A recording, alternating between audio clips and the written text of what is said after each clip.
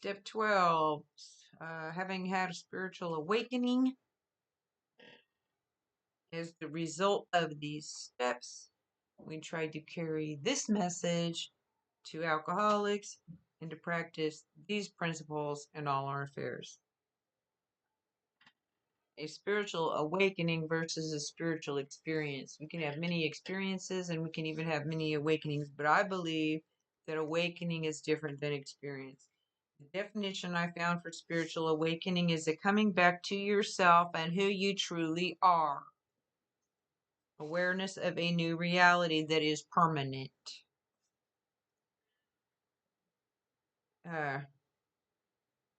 Okay, this is the psychic change.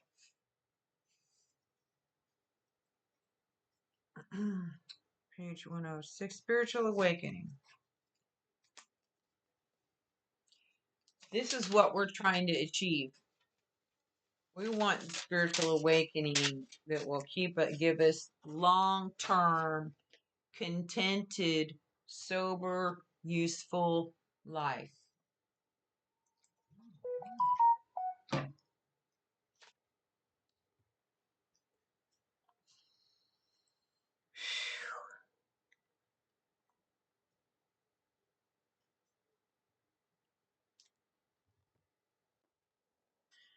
A profound personal experience where someone gains a heightened awareness of their own inner being and connection to something larger than themselves, often leading to a shift in their worldview and a deeper understanding of life's meaning and purpose. It can be described as a moment of expanded consciousness or a new perspective on reality. Wow. Key points. Transformation in perspective. I'm not going to be able to change my thinking until I change my thinking, because nothing changes if nothing changes. And if I want to change, I have to change what I think first or change what I do. Anyway, something. Sense of connection. Many people describe feeling a deep connection to all living things, nature, or a higher power. If one of the main issues of alcoholism is being disconnected from higher power, source, God, then the spiritual awakening is what reconnects us back to that power, which is the purpose of the 12 steps. Sense of connection. Many people describe a feeling of connection. Okay. Increased awareness can manifest as heightened intuition, greater empathy, and a deeper understanding of their emotions. Most of us have been running from our emotions our entire lives. Oh, me, I have. And empathy. I can't have empathy for another human being if I don't have empathy for myself, but I can't have empathy for myself if I don't have it for another human being. I was just talking to my sponsor about it. Potential triggers, significant life events, deep meditation practice, exposure to new spiritual teachings, or personal crises. What can trigger a spiritual awakening? That's why we have meditation. Open our minds up to learn new stuff. While there are common themes, each person's spiritual awakening can be unique and manifest differently. It can be a gradual process with moments of deep insight rather than a single dramatic event. After an awakening, the real work lies in integrating the new perspective into daily life and making meaningful changes. I make a conscious decision on a daily basis to remember what happened to me, where I started, the things that I went through, and where I'm at now.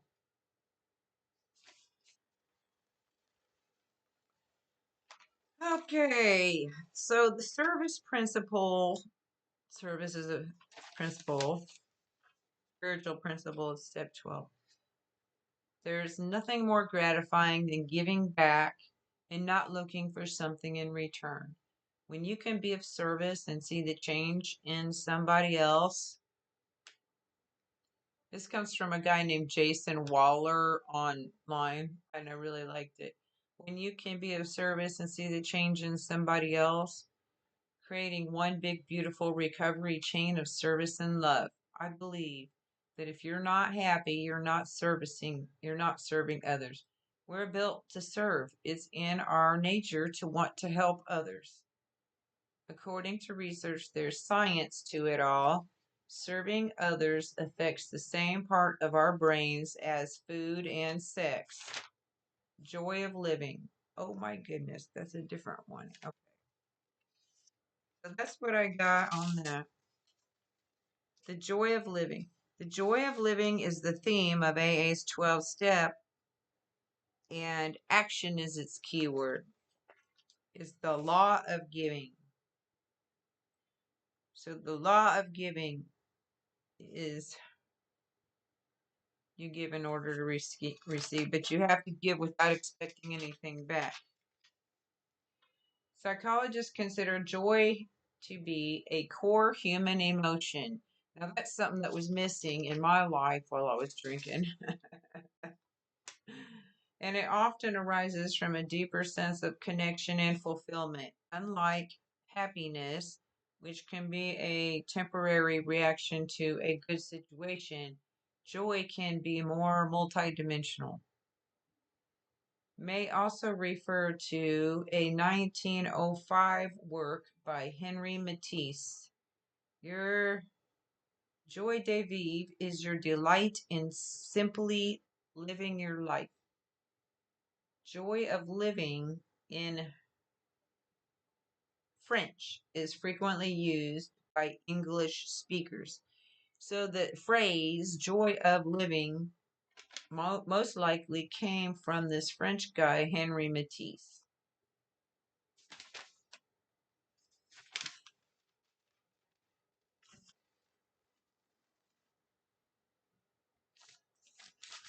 Here we turn outward toward our fellow alcoholics who are still in distress, suffering. Here we experience the kind of giving that asks no rewards. That's the altruistic, brotherly love. Here we begin to practice all 12 steps of the program in our daily lives so that we and all those about us may find emotional sobriety. Emotional sobriety is, if I don't get some measure of emotional sobriety, if I get too wound up, if a lot of us alcoholics, we got to keep our emotional balance so we don't try to use alcohol to numb our feelings anymore. Emotional sobriety, you're comfortable being present with all your feelings without any one of them defining or controlling you. Bill Wilson refers to emotional sobriety as going beyond mere abstinence from alcohol. The person begins to cultivate what he describes as real maturity and balance in our relationships with ourselves, our fellows, and God. Not necessarily in that order. Opposites of emotional sobriety are insecurity, dependency, and immaturity. These character traits are the underlying drivers of addiction. So, emotions play a very big part in our recovery. The conclusion that is drawn from something, sorry. Okay, I'm getting tired. Let me try to get through this page. Okay, when the 12th step is seen in its full implication. It's really talking about the kind of love that has no price tag on it. Its full implication is the conclusion that's drawn from something, although it's not explicitly stated. The whole meaning. The kind of love that has no price tag on it is agape love. It is selfless, unconditional love that is given freely without expecting anything in return, often associated with spiritual or altruistic love. Patient, generous, thoughtful, compassionate, sympathetic, addressing social injustice, acting for well-being of others, being present when someone needs help. I don't think, I don't know about anyone else, but I have to mean it. I can't pretend. I don't do good at pretending to care. So, you know, I have to actually mean it. Our 12th step also says that as a result of practicing all the steps, we have each found something called a spiritual awakening. To new AAs, this often seems like a very dubious and improbable state of affairs. This seems like a very doubtful and unlikely circumstances. What do you mean when you talk about a spiritual awakening? They ask. Maybe there are as many definitions of spiritual awakening as there are people who have had them, but certainly each genuine one has something in common with all the others, and these things which they have in common are not too hard to understand.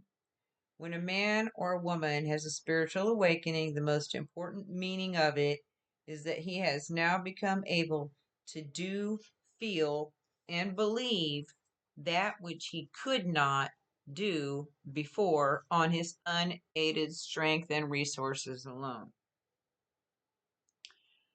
A resource is a stock or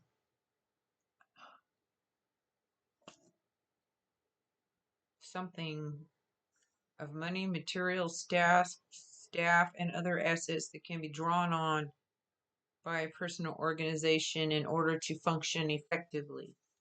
Okay, so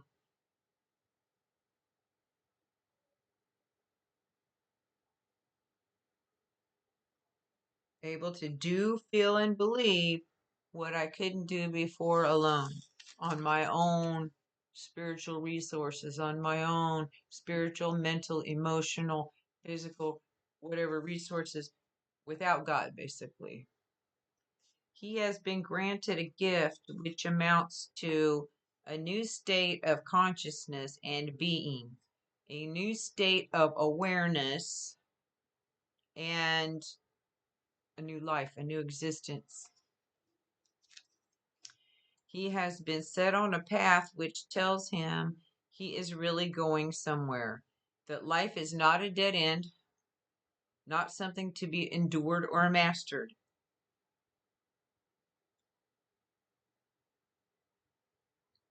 Life is not something to be suffered through patiently, which is endured, and life is not something to be mastered, which is acquire complete knowledge or skill in, gain control of, overcome. So, a lot of people talk about winning the game of life. But right here, if you're going to follow this teaching, it says that it's not something to be endured or won. In a very real sense, he has been transformed because he's laid hold of a source of strength, which in one way or another he had hitherto denied himself. I'm going to say laid hold of a divine source of strength that we had cut ourselves off from. He finds himself in possession of a degree of honesty, tolerance, unselfishness, peace of mind, and love. Oh, how did this happen? Well, we worked the steps and it just worked. How did that happen?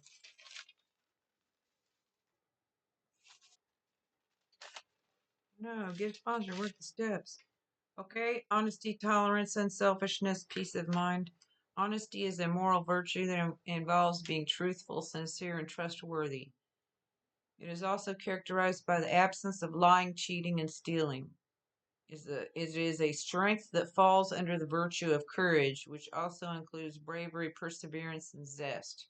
Integrity, being who you say you are and doing consistently across your life. Self awareness, being aware of your internal states, intentions, and commitments.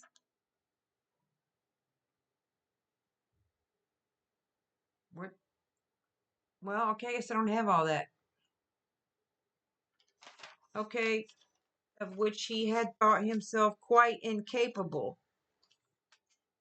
We're talking about the spiritual awakening. Now it's like, God, I'm gonna cry. He finds himself, and it can be the awareness of knowing it can come suddenly. Suddenly you realize that you have some degree, some amount of honesty, some amount or a greater amount of tolerance, unselfishness, peace of mind, and love, with which he had thought himself quite incapable. I didn't know I could feel this way. I didn't know I could be this way, okay? What he has received is a free gift from God. And yet, usually, at least in some small part, he has made himself ready to receive it. So I empty myself of self by working through the steps. That's what I think, how I make myself ready to receive it. AA's manner of making ready to receive this gift lies in the practice of the 12 steps in our program.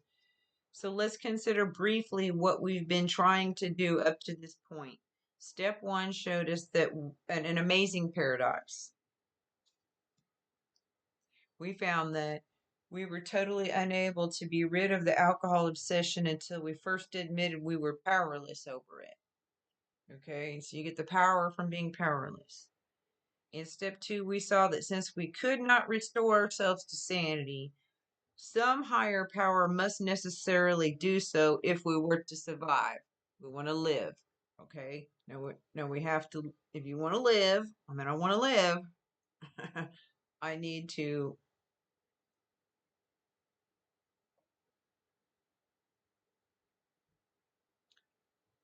I need to determine what my higher power is. I needed my higher power. Consequently, in step three, we turn our will and our lives over to the loving care of God as we understood Him in that moment. For the time being, we who were atheist or agnostic discovered that our own group, or AA as a whole, would suffice as a higher power. It will work in the beginning. Beginning with step four, we commenced to search out the things in ourselves which had brought us to physical, moral, and spiritual bankruptcy. Let me throw emotional in there because I was emotionally bankrupt. What is it about me that I need to look at? We made a searching and fearless moral inventory. In step five, we decided that inventory taken alone wouldn't be enough. We knew we would have to quit the deadly business of living alone with our conflicts and in honesty confide these things to God and another human being. A conflict is a mental struggle resulting from needs, drives, wishes, or demands that are in opposition or not compatible. So your thinking will go, my thinking will go in a circle, in a circle, in a circle, and try to figure it out, figure it out, figure it. I can't figure it out. That's called squirrel caging. I can't. That's one of the mental conflicts like maybe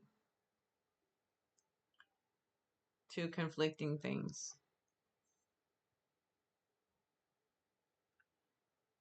In honesty, share. Okay, so we're going to share a secret in confidence to God and another human being. The other human being can be your preacher or a counselor or a stranger. It doesn't have to even be anyone in AA. One of the worst things that could possibly happen is someone in AA tell your personal fourth step or fifth step to people. At step 6, many of us balked for the practical reason we did not wish to have all our defects of character removed because we still loved some of them too much.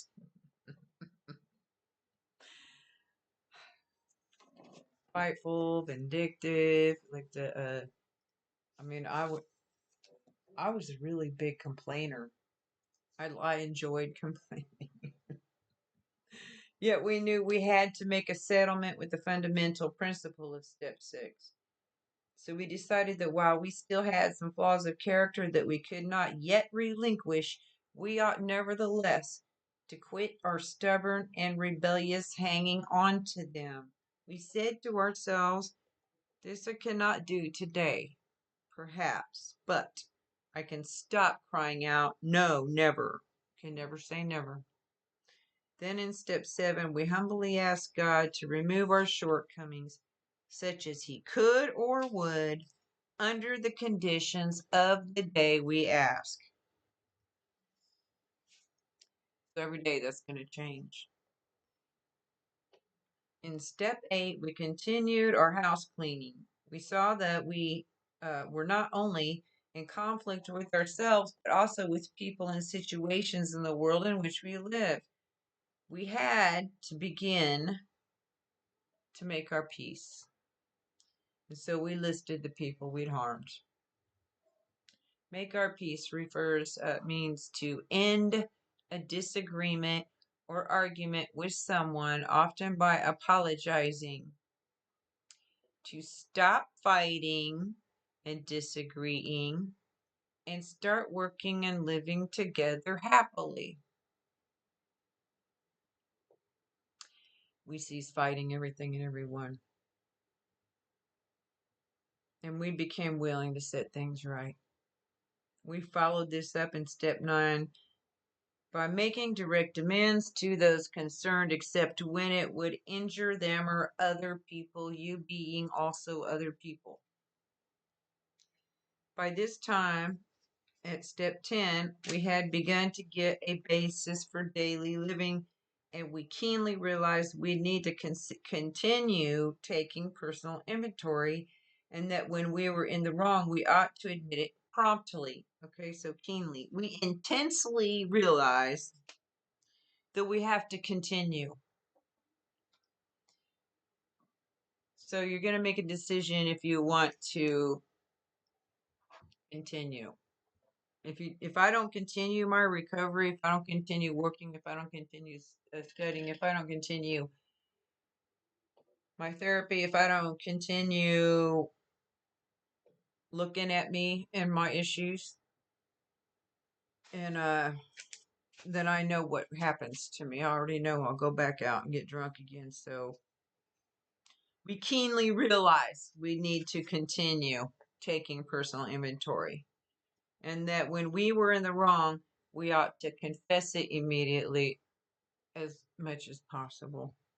In step 11, we saw that if a higher power had restored us to sanity and had enabled us to live with some peace of mind in a sorely troubled world, then such a higher power was worth knowing better by as direct contact as possible. Do you enjoy the power that you get when you realize that God is real? You found a higher power that really loves you and is willing to help you with that. Now you say, well, shoot, let me stay close to this. The persistent use of meditation and prayer we found did open the channel so that where there had been a trickle, there now was a river which led to sure power and safe guidance from God as we were increasingly better able to understand Him. So the persistent means continuing to do something or try to do something even when it's difficult or others want you to stop. And there will be others who want you to stop. So be persistent, stay sober, keep practicing meditation and prayer, and eventually, if you wait long enough, if you're patient and persistent and you keep going no matter what, a channel will start opening to where there's just a little bit, it'll get more and more and more. Now you have a river of power from God. In that, increasingly, as I'm increasingly better able to understand Him in my continually seeking and expanding my limited mind to try to open it up to what God is and is not in for me, will open or close that channel. Whew. Let me try to make it to the end of this page and I'll stop. So practicing these steps, we have spiritual awakening about which finally there was no question. Looking at those who were only beginning and still doubted themselves, the rest of us were able to see the change setting in. From great numbers of such experiences, we could predict that the doubter who still claimed that he hadn't got the spiritual angle and who still considered his well-loved AA group the higher power would presently love God and call Him by name. Spiritual angle, a particular way of approaching or considering an issue or problem.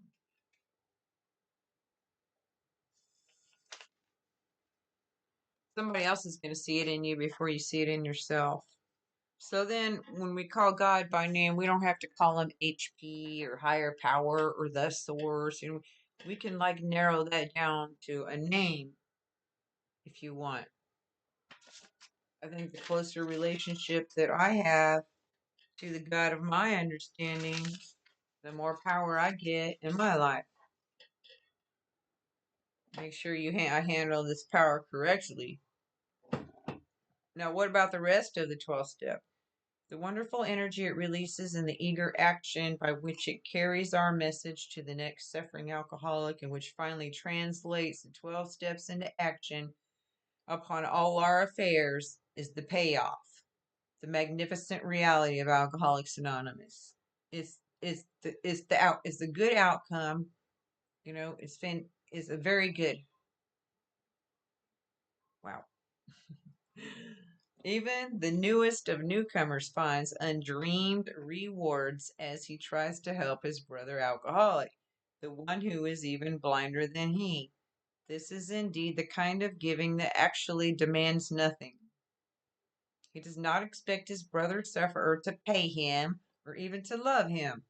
Then he discovers that by the divine paradox of this kind of giving, he has found his own reward, whether his brother has yet received anything or not.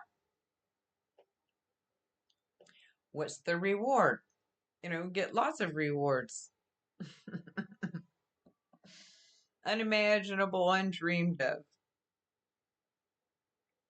You know, you start step 12 when you come in the door and share your story and listen to someone else. But if you work the other steps too, it gets different.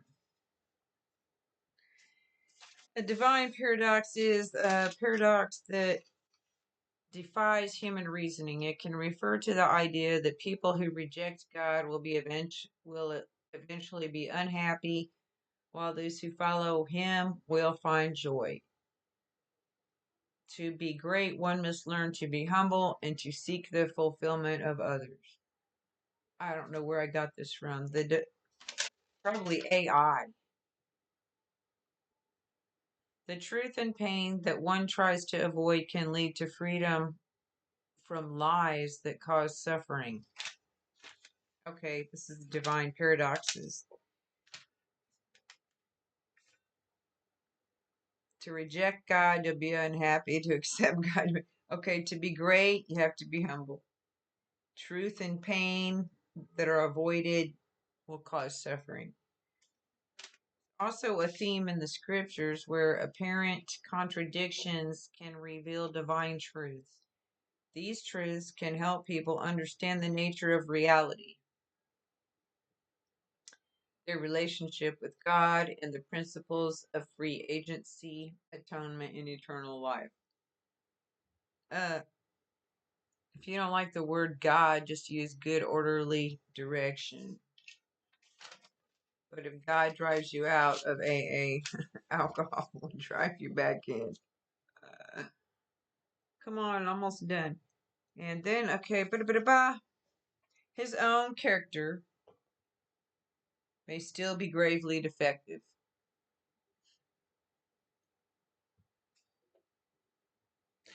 But malfunctioning.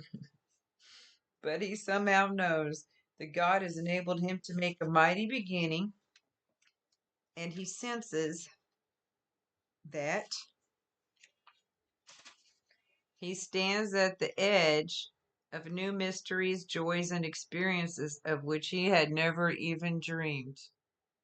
I'm going to stop there at the page of at top of 110, and I'll start there again whenever I get ready. When God allows me or moves me to. So, alrighty.